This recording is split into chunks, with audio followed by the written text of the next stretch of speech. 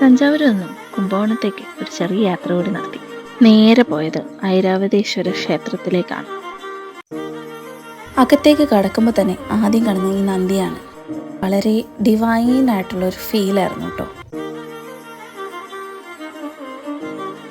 ഉള്ളിലേക്ക് പ്രവേശിച്ചപ്പോൾ വളരെയധികം അത്ഭുതപ്പെട്ടു പോയി.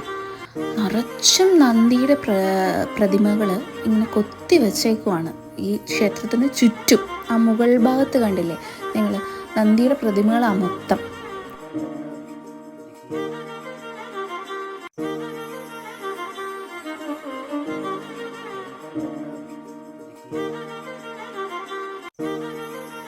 ക്ഷേത്രത്തിൻ്റെ കല്ലുകളിൽ നിറച്ചും കൊത്തുപണികളാണ്.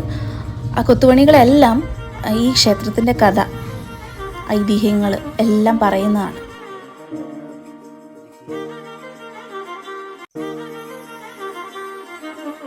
ബട്ട് ഇൻട്രസ്റ്റിംഗ് ആയിട്ട് ഒരു സാധനമുണ്ട്. ഈ കൊത്തുപണി ഉണ്ടോ, ഒരു സൈഡ് മറച്ചാൽ നമ്മൾ ആനയെ പോലെയും മറ്റേ സൈഡ് മറച്ചാൽ കാളയെ പോലെയും തോന്നും. നമ്മുടെ സൗത്ത് ഇന്ത്യയിൽ എന്ത് ജീനിയസ് ആയിട്ടുള്ള ആർക്കിടെക്ചേഴ്സ് ആയിരുന്നു ഉണ്ടായിരുന്നത് അല്ലേ. പിന്നെ അതിൽ കൂടെ നടക്കുമ്പം ഈ പക്ഷിശാസ്ത്രമൊക്കെ നോക്കാൻ വേണ്ടിയിട്ട് ആൾക്കാർ വരും കേട്ടോ. ഞാനും ചുമ്മാ നോക്കി ഒരു രസത്തിന്. ഈ ക്ഷേത്രത്തിനടുത്ത് തന്നെ സാരിയൊക്കെ വീട്ടിൽ തന്നെ നെയ്ത് കൊടുക്കുന്ന ഒരു തെരുവുണ്ട്, നെയ്ത്ത് ഗ്രാമം പോലെ. ഞങ്ങളവിടെ പോയി കുറച്ച് സാരിയൊക്കെ പർച്ചേസ് ചെയ്തു. പിന്നെ നമ്മൾ ഇന്ത്യൻസിന് പ്രത്യേകിച്ച് എവിടെ പോയാലും അവിടുത്തെ ബിരിയാണി കഴിക്കണമല്ലോ. ഞങ്ങളപ്പോൾ കുമ്പളത്ത് തിരിച്ച് തഞ്ചാവൂർ എത്തി നല്ലൊരു ബിരിയാണി സ്പോട്ട് കണ്ടുപിടിച്ചു. പോയി നല്ലൊരു ചിക്കൻ ബിരിയാണിയൊക്കെ തട്ടി. നല്ലതായിരുന്നു.